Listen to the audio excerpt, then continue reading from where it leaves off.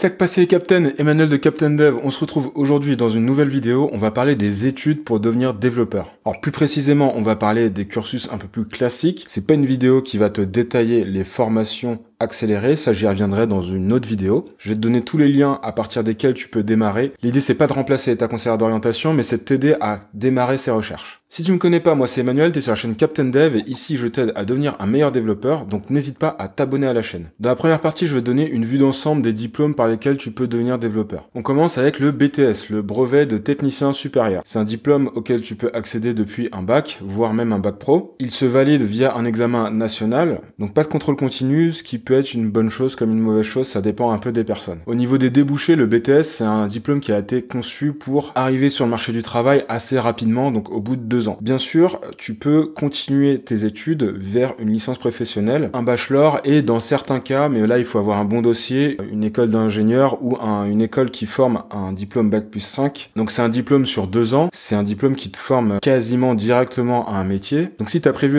de faire la version courte des études, c'est peut-être un choix qui peut t'intéresser. Deuxième diplôme en 2 ans, c'est le DUT, c'est le diplôme universitaire technologique. Là, on y accède juste après le bac. C'est un diplôme qui se valide en contrôle continu, donc là tu as intérêt à bosser toute l'année et être assez régulier. Au niveau des débouchés, tu peux aller directement sur le marché du travail, mais c'est pas un diplôme qui est forcément conçu pour, c'est faisable. Et la majorité se dirige vers une licence professionnelle, un bachelor ou bien directement une école d'ingénieur. Le niveau demandé pour un DUT est plus élevé que pour un BTS. Ça, il faut en être conscient. Il n'y a rien d'insurmontable forcément. Et après, c'est une sélection aussi qui va se faire par dossier. Donc au niveau des débouchés, tu peux soit directement aller dans le monde du travail, c'est pas ce qui est conseillé, c'est pas pour ça que ce diplôme a été conçu, c'est plus pour t'envoyer derrière une licence professionnelle ou une licence tout court ou encore même une école d'ingénieur ou un diplôme en bac plus 5. Pareil que le BTS, c'est un diplôme qui s'étale sur 2 années juste après le bac. Donc là, on a déjà vu 2 cursus au-delà desquels, au bout de 2 ans, tu peux directement aller sur le marché du travail. Encore une fois, c'est pas une obligation, tu as toujours moyen de continuer. Il faut vraiment comprendre qu'il y a énormément de diplômes, il y a énormément d'écoles différentes et que selon les écoles, tu peux accéder à un diplôme d'ingénieur. Par exemple, même si tu viens d'un BTS ou d'un DUT, tu vas devoir soit rejoindre le cursus en 3e année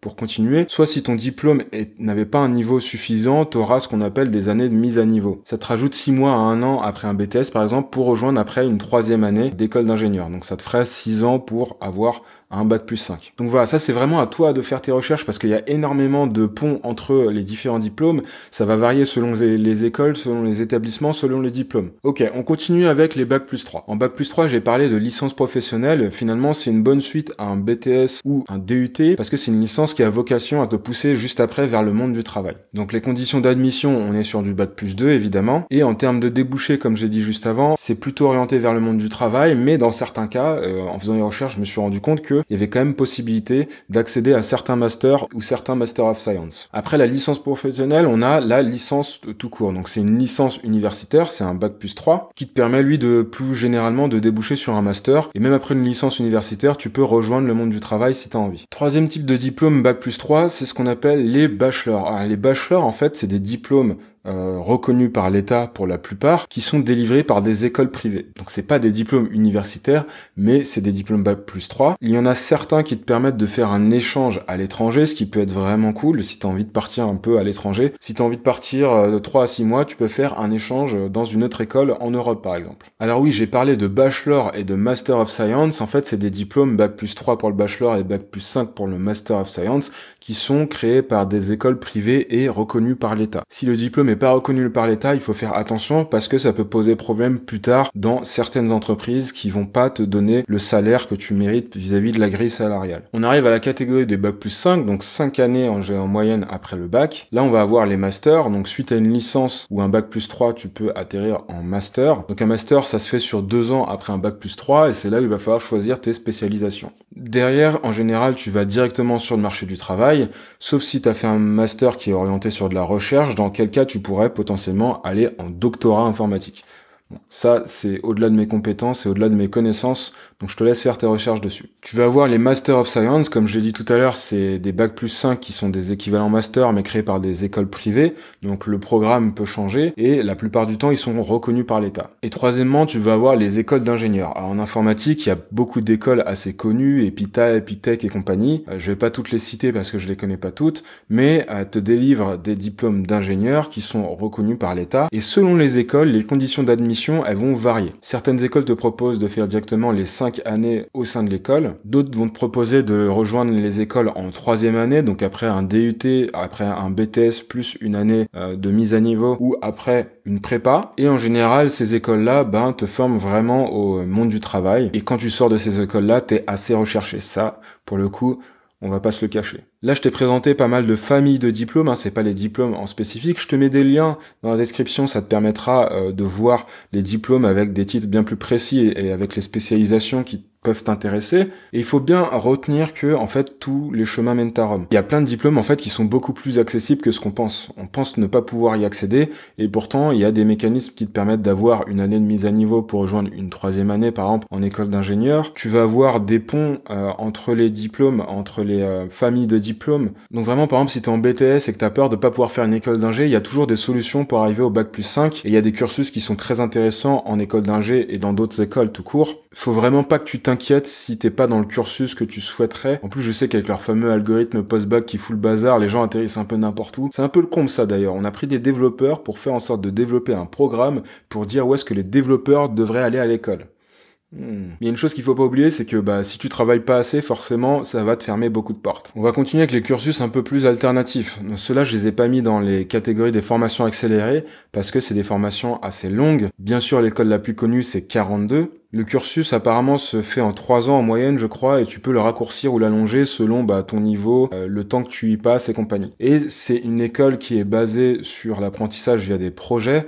T'as pas vraiment de prof, je crois. Alors, je suis pas le mieux placé pour parler de 42 parce que je connais pas bien cette école. Mais je sais que quand les premiers étudiants sont arrivés sur le marché, ils ont eu pas mal d'opportunités. La sélection, elle est juste impitoyable. T'as une piscine de plusieurs semaines pendant laquelle tu vas devoir bosser comme un dingue. Mais en même temps, écoute, on n'a rien sans rien, quoi. Alors, il y a une deuxième école similaire à 42 qui a ouvert récemment, je crois, qui s'appelle Holberton School. Elle est créée par des anciens d'une école qui s'appelle Supinfo. Et je suis pas sûr, mais je crois que c'est environ 2 ans le cursus. Et ça doit être sur un modèle similaire à 42. Juste avant qu'on continue, n'hésite pas à me mettre en commentaire les diplômes par lesquels t'es passé depuis le bac pour devenir développeur. Ça pourra aider énormément de personnes et ça pourra en rassurer certains. Alors il y a une chose dont je n'ai pas parlé et moi j'en ai fait pendant 1 an, c'est l'alternance. Il y a pas mal d'avantages à l'alternance et le gros avantage c'est que ça te permet d'accéder à des études qui sont d'habitude payantes et qui sont assez chères. Donc là, une fois que tu as signé ton contrat d'apprentissage ou de professionnalisation, c'est ton entreprise qui va financer tes études. On va pas se cacher, ça permet de faire un petit peu d'argent et si tu vis seul ou que t'as pas tes parents pour t'aider par exemple,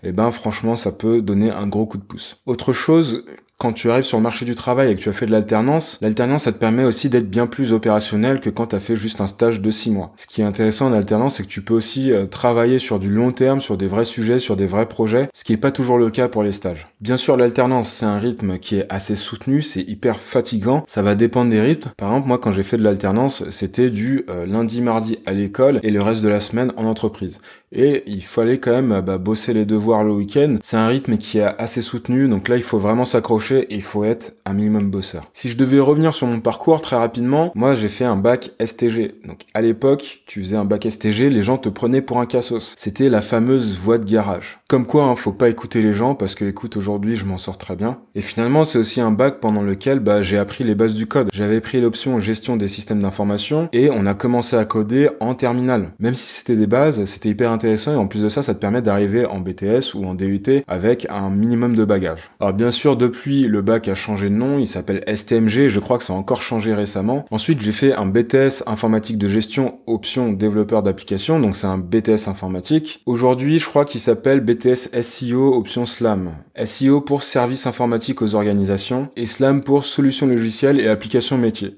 Je suis pas sûr, mais j'ai l'impression que c'est la même chose qu'on a renommé. Après ça, je me suis lancé dans une licence professionnelle où j'ai fait mon alternance chez PSA. C'était une licence programmation d'environnement réparti, mais c'était assez loin de chez moi, j'ai un peu décroché, donc j'ai pas terminé cette licence, j'ai quand même terminé mon alternance, et après ça, je suis parti travailler. Et finalement, l'alternance, ça a quand même du bon, parce que quand j'ai signé mon CDI, je me suis rendu compte que j'étais mieux payé qu'un collègue à moi qui avait validé une licence en initiale. En plus de ça, j'ai trouvé mon poste bien avant la fin des cours, donc abandonner un diplôme, c'est pas quelque chose que je conseillerais maintenant, bien sûr, mais écoute, il y a toujours moyen de s'en sortir, il y a toujours moyen d'avancer. Bon, je t'ai balancé plein de diplômes, je sais que ça peut être un peu déroutant, il faut quand même qu'on parle salaire. Tu verras souvent des gens qui vont te conseiller de continuer, ne serait-ce que pour le salaire. Et ils ont pas totalement tort dans le sens où plus ton diplôme est élevé à l'embauche en sortie d'école, plus tu vas potentiellement pouvoir aspirer à un salaire plus haut. C'est juste la réalité du marché. Dans les grands groupes, par exemple, on utilise des grilles de salaire pour respecter un peu de l'équité entre les différents salariés. Du coup, en fonction de ton diplôme et même parfois de ton école, tu vas avoir un salaire prédéterminé à l'embauche. Alors ça, c'est vrai quand tu démarres et plus tu avances, moins ça l'est en fait. Personnellement, j'ai eu aucun mal à rattraper le retard entre guillemets. Dès ma deuxième boîte, au bout d'un an, j'avais déjà le salaire d'un bac+5. Mais attention, c'est juste mon parcours personnel, c'est pas une vérité absolue. Ça veut pas dire que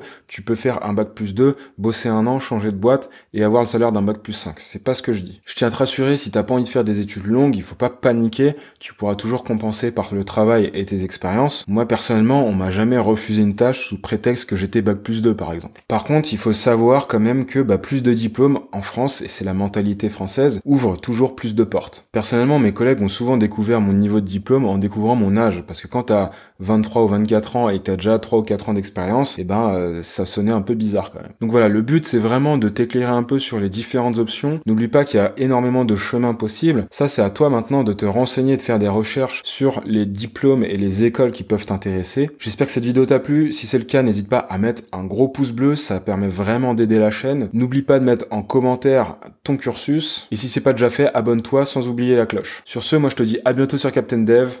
Ciao!